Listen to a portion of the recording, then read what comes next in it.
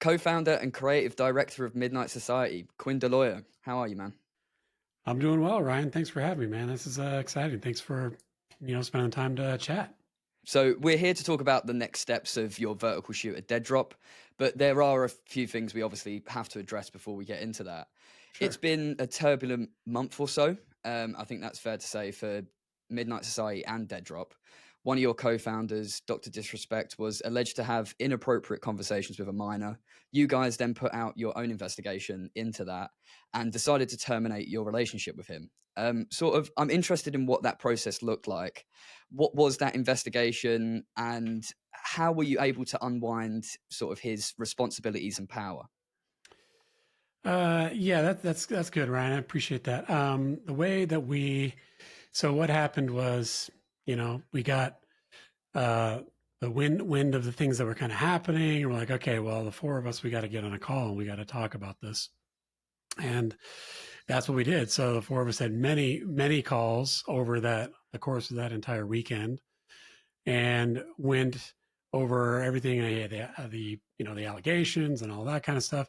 And through the discussion of that phone calls, I should say, we came to the conclusion that through Guy's admission that didn't align with the principles that we set out at Midnight Society when we created this studio and what we wanted to do.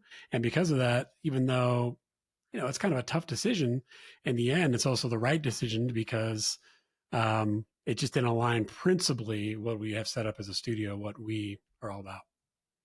Yeah, definitely. I can totally empathize that that's must have been a hard decision for you guys to make. Did you say that you spoke to Guy in that process, and he sort of he didn't admit to the full allegations online, but he sort of admitted to having some conversations that leaned on the side of inappropriate? Was that sort of the line where you guys were like, okay, we need to wash our hands of this, or were there other things that we don't know about? Yeah. So first, yes, he was on the call. He was on all the calls with us, and I mean, the main thing as we went through all this, um, that he talked to us about what was going on, and we just to be clear, Ryan, I'm not going to totally get into all the details of that because we want to respect Guy as well on this. But yeah, we all four of us, we amicably decided, hey, you know what, this is the best, what's best for Midnight Society, and we wish Guy nothing but the best in his future endeavors. And that way we can go after our vertical extraction shooter and Deadrop and the things that we're trying to set out to do. And then he can go do the things that he needs to do to take care of himself and all that. And so that's where, after all that came together, we're like, all right, we decided all of us together amicably, this is the best course of action. I mean, that's good that it was sort of a mutual agreement and it wasn't sort of I don't know, a bitter breakup or anything. Yeah. I mean, how was that for you personally as a person? Like, I can imagine that's quite a hard and tough thing to do emotionally. Man, you're really getting into the personal stuff here, Ryan. Yeah. I mean, yeah, like it's I guess what I say is, so just for full transparency, it was like there was shock, right? There was shock on me personally. I was like, oh man. And then there was all the different cycles there. And then there was some I guess disappointment and of like, oh man, well, how does this affect the studio? Because that was like my number one thing, and Rob's number one thing, and Sumit's number one thing, and even Guy's number one thing is like, hey, how do we protect the studio and not have there be some fallout that affects all of the 60 plus talented game developers that we've assembled in the studio to go and make Deadrop. So for me, yeah, personally, it was those things of like, yeah, it was tough, it was sad, but it was the right decision, and we wish Guy nothing but the best going forward. Yeah, I don't really know what his role was in day-to-day operations. Has he left a big hole in terms of, are you maybe having to hire to replace sort of what he was providing to the team, or are you guys sort of covering for what he's left behind? Yeah, that's another good one, Ryan. I think the best way to answer that is because I think there is a little bit of uncertainty, or unclear, I should say. It's not very clear for people. Yeah, there's four of us. So when we started the studio, all four of us brought together our strengths, right? Sumit, Rob, Guy, myself, and we all have our four roles. So without not going into clear deeply into all of them, but I was brought on. I'm the creative director, the vision holder for the games that we make at Midnight Society. Rob is our studio head, everything about how do we build a culture at the studio and the hiring, all that stuff. That's Rob. He does that. Sumit is our acting CEO. He's all on the business side, taking care of the funding, all of that. Make sure we're good. And Guy, his main responsibility was as an influencer, which I think is a really powerful thing for studios to do. And we're not anti-influencers at all because of this, to be clear, but his main day-to-day was to bring eyeballs to what we're doing. He was an instant injection of a fan base interested in our studio and our game, and he was heavily involved in like the marketing side of things, right? Like how do we market the game and get it out to people? Hmm. But on a day-to-day basis, to be clear, as creative director, as the vision holder for Deadrop, that's we haven't skipped a beat, right? Like I'm going all in on what we're doing. I have talented directors that I'm working with every day, from art direction, UX direction, game direction, gameplay engineering, all of those things. And yeah, in a way, to use your words, we haven't skipped a beat in that manner because we've been the ones doing it the entire time. And that's how we've been operating. That's how we're going to continue to operate. Yeah, I'm glad the game is keeping going forward. Yeah, I kind of assumed that he was sort of taking that marketing role.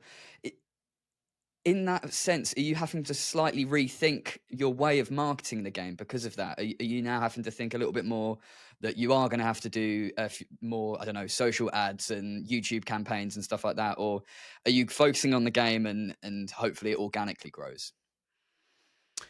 So with that, yeah, like with all these things happening, we've had to do a little bit of pivoting.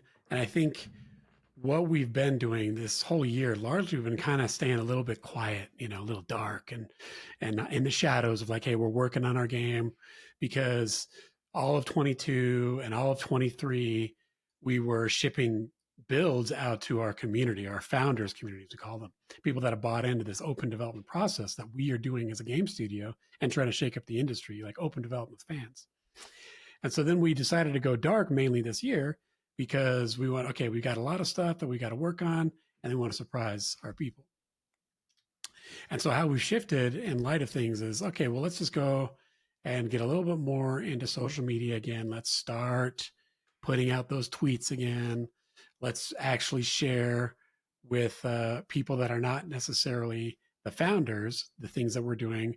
But then on the flip side of that, we are now, since late June, we've been putting new builds weekly to our founders audience, the people that have bought into our experience. So every weekend we've been putting out a new build with changes, and we've been heavily engaged with them on Discord, which has been just a big relief, and it's super exciting to be doing that again, because we've got some incredible I guess fans, I'll say. Like I try to hold that word pretty sacred, but like fans that are really interested in Deadrop, and they're super engaged with us. And so every week we put out something new for them, and we have a good discourse back and forth with them on Discord, and it's been amazing.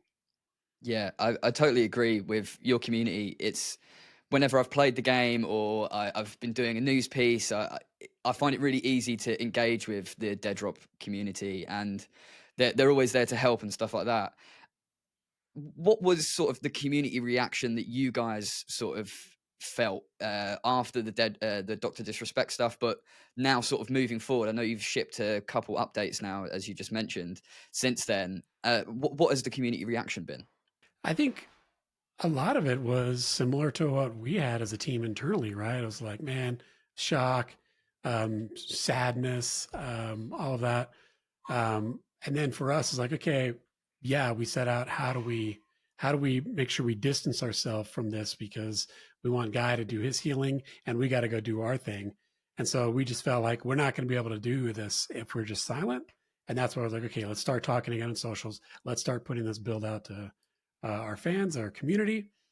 And so I think their reaction mimicked ours in a lot of ways. And then as we've started sharing more with them and engaging with them, like actually having conversations with them, not just putting a build and letting them play, but we're actually in Discord chatting it up with them. And I've seen just that very beginning of like, oh no, like is Deadrop okay, to wow, this is exciting. Like we're getting new builds every week and there's changes and they're communicating with us, like what they're doing, what their plans are. You know, they're still on target for November this year to hit early access. Like all that stuff has been super exciting and invigorating for us. And I think it's also been super exciting and invigorating for the community as well.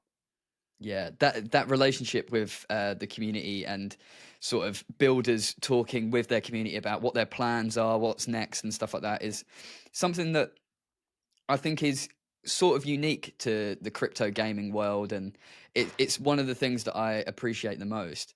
What are you talking to your community about? Is it sort of explaining why these updates are coming, like what the shape of the game that you're planning on building? What are these discussions like?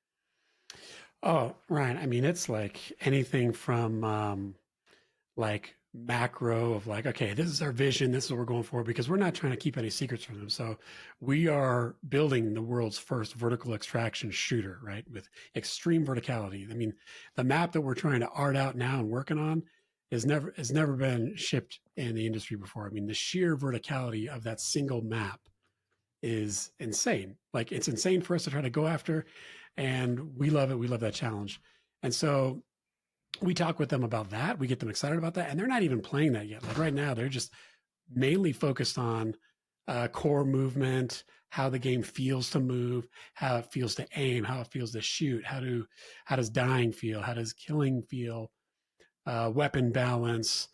We actually had a really good conversation with them this past week because there's some features that we kind of cut, as we were in this dark period, and that was specifically was ledge hang, right, where we let players like hang from a ledge, which you don't really see too much in games these days. And they really love that. And so we're like, okay, well, let's figure out how do we get that back in there. And we had a really good, healthy conversation with them. We found out who was passionate about it. And one thing that I can guarantee, Ryan, is I can't necessarily guarantee the size of the audience of the game that we're going to have, but I can guarantee the game that we do make is the audience we have is going to love it because we are listening to them and we're working with them. And for me, that's super refreshing as a game developer because we just, we want to have that positive relationship with our community. Talking of plans, what are the sort of immediate plans? Sort of, I'm thinking about the next couple of weeks that gamers should expect coming to Deadrop. So yeah, I mean, I'll just take you a little bit behind the curtain of what we're doing because we don't hold any secrets. I mean, right now we are in the last third of our third milestone this year. So we're what we're calling milestone 3. And this milestone is all about just cramming in all of our major features. Um, and so we have this month left, all of August. At the end of August is when we're going to wrap up milestone 3. And to your question, what are the Deadrop gamers going to expect? They could still expect new builds every week with changes. They could still expect the same amount of communication and transparency that we're giving them. And at the end of August, that's where we're going to be looking at, okay, this is how far we've got. And then we'll have September and October and November because we want to have early access out in November. So early September is when we're really going to be looking at, okay, what are the things that we really need to take put some spit shine on and really make sure that's plussed up and looking good for November. And we're going to have those hard conversations as a team. And all along the way, we're going to keep our community involved so they know what's going through our head. Yeah, what are some features that you're sort of looking at? At this stage, are you adding features, or is it just like you said, like tweaking features? And if you are tweaking features, what are these sort of main things that we're looking at to improve, or things that you think will improve the game? So it's a little bit of both. Like for sure, like one of the things that we're doing is called S tier game feel, right? And that is just a cross discipline. That's a big thing. That's all about like, hey, how does it feel to kill enemies? How does it feel to be looting? How does it feel to be moving around the environment? All that kind of stuff. So that's one where there's some new features going in, but it's largely like that's what we're doing with these founders play testing now. It's like, okay, this week how does this feel? This week how does this feel? So that's a good example of something where we are uh, polishing and tuning instead of like, okay, brand new thing, to your question. And then something that is like a new feature that we are working on and making sure that it feels good and we're implementing is like we've got the player hideout where players are, you know, and in between their matches or they're checking out their loot and all that kind of stuff. So there's lots of features that we're trying to put in there to make it more robust of an experience where players want to be in there. And so something that we're doing that is newer than previous builds that players have played is that it's an actual 3D space. And we saw a little bit of that in the very first snapshot in July of 2022. And so we're talking, how do we bring that space back? And we're still trying to figure out the plans on when we can do that. But what we are planning for November is a brand new interior space that players haven't seen before. And we're also implementing things like third person camera. We want players to be able to look at their character, their cosmetics, all the things that players really care about. So that's one of the areas that is like, okay, this is a lot of new, and we're building that and putting that in. And sort of maybe zooming out a little bit further than we have been so far, maybe over the next year, what are you most excited for when it comes to Deadrop over the next year?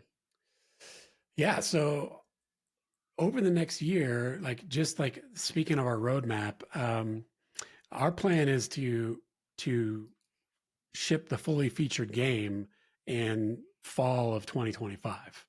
So over the next coming year, you could expect again transparency with our players, and they'll be able to see how we're tracking, how we're trending, engaging them. What do you think about this? What do you think about that? But what am I most excited for? That's separate from that because I do love that. But what I'm most excited for is more of our environments, more of our maps. Because when I really think about one of the big differentiators in Deadrop is again the verticality of it and our maps, the environments that the players are going to be playing in. So for me, over the course of the next year, what I'm most excited about is giving our players and letting them see more of what we're planning in this giant tower, this mega structure that we call the refiner state. There's going to be a bunch of maps within that, and we're going to be adding more over time. So over the course of the next year, that's what excites me the most is the different maps, how they're going to play, and the visuals of those maps. Yeah, I'd love to dive in a little bit more about that. I remember when you guys brought in your first uh, alternate map for the vertical extraction shooter element, and it really sort of refreshed the game for me, and I sort of fell in love with it all over again. Um, Talk to me a little bit about this vertical element because I've seen some people love it and some people really get kind of confused by it. Like you said, Yeah. you are the first people I think to ever sort of build a shooter in a vertical sense. Why did you choose to do that, and why do you think it's important to continue doing that going forward? Oh, simple. I mean, why? Because I think um, their games nowadays are just super horizontally based, right?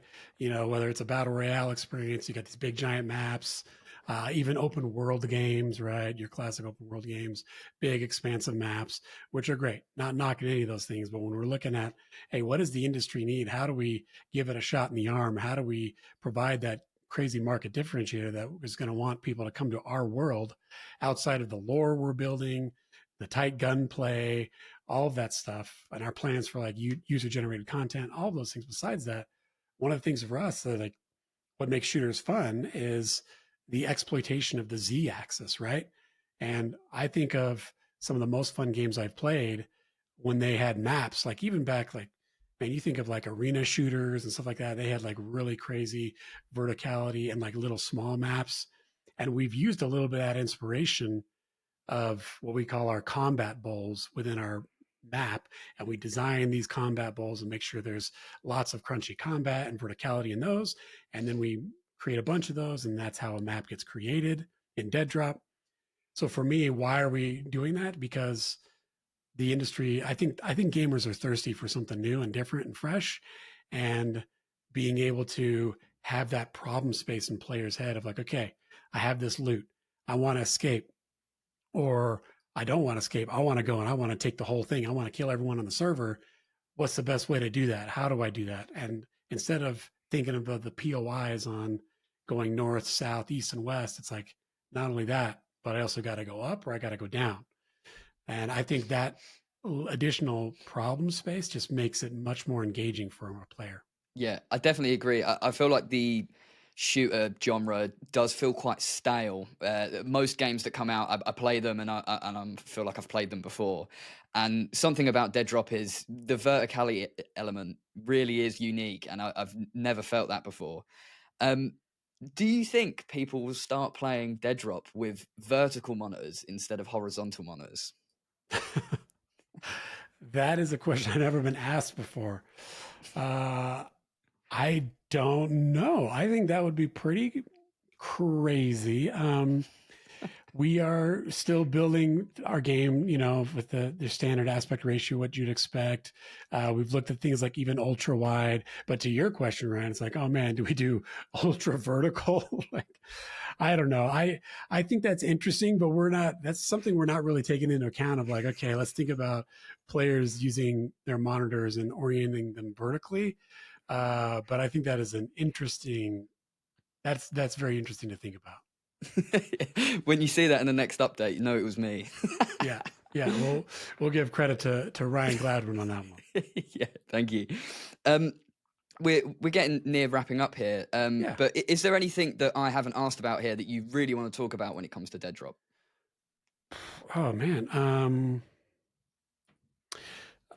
Honestly, it's just the excitement from not just me, but the team that we built here. We are super grateful to have this opportunity. We know that not every, in the industry and the climate today, it could be hard sometimes with jobs and finding jobs and layoffs and all that. We are super grateful for the money that we've been able to raise. We're super grateful to our investors. Grateful. I'm personally grateful for this incredibly talented team that has been assembled. This team that is just excited to be engaged with uh, the players on Discord, and that to me, like, I just don't think that could be understated enough. Ryan, is that game developers like use Discord, like go in there and use that, like use your community more. Don't be afraid of gamers out there. Don't think gamers are like jerks or mean. And I understand social media can do that, but like you put yourself out there and you engage with the gamers. Like gamers are smart, they're passionate, they know things that we don't even know. And so I just think that is the like our silver bullet is how much we are utilizing our community and listening to them. And not listening doesn't mean that we do everything that we say, but we actually do things that they say, which to me is super refreshing. So if anything that I would love people to take away from this is that we're grateful for the honor to the ability to be able to be doing this, and we're super grateful for our community. And I think more game developers should be looking at open development because I think it just does that much more to make your game successful when it comes out. Yeah, definitely. I mean, your players are the perfect play testers. They're the ones that want the game to succeed, maybe even more than you. They play it Yeah. every day. It's their de-stressor. So they know how they want the game to be, and I totally agree. I think it's a big thing in the whole crypto gaming scene. It's something that maybe Web 2 gaming should take a bit more of a look at. Um, so for my final question, this, as we've mentioned, is a sensitive moment for your company going forward, and you've got to get the next few steps right. What is critical for you guys to get right over the coming months? What is critical is that we need to make sure, because for me, I guess I mean, this is not 100% true, but I think most of the time you only really get to launch your game one time. And you can't unlaunch an experience. And first impressions, even though I know we've been talking about open development and there's lots of people that have already have a first expression of our impression of our game, but when we are talking about going on Xbox and PlayStation, as we are as approved developers for those platforms, we're also looking at Steam. We're trying to get on Steam. And when you are on there, you need to make sure that you have your experience buttoned up so that people like it. And then word of mouth spreads because we're trying to go even more broad than this incredible, loving community that we have now. And we think they're going to get our back. They're going to help us out. But the things that we have to get right is, again, it's a first person shooter experience. Shooting's got to feel tight. Movement's got to feel exquisite. The verticality of our levels have to not only be there and shine, but the orientation and how you find your way through these environments. These are the things that we're trying to really get down. And then on top of all that, it's the user experience, the UI, all of that, like how that needs to come together. And then I know it's a little bit of a long answer, Ryan, but like the last part of it is like when you're making an extraction shooter, it can't just be incredible shooting, incredible movement, all that. Like that is great. But the other part of it is like in a way, and this is the difficult part about it, is you're almost making an RPG kind of hybrid, like the progression system. So we've got a lot of awesome progression systems that we are planning that we want to have there for November that we need to get there. And then we have a bunch of other ones that we want that we're going to have come out after November as we're talking about full release over the next coming year. So that to me is not only getting me excited, but those are the things that we really have to nail when it comes to Deadrop. Awesome. Thank you so much for your time, Quinn. Of course. Thanks, Ryan.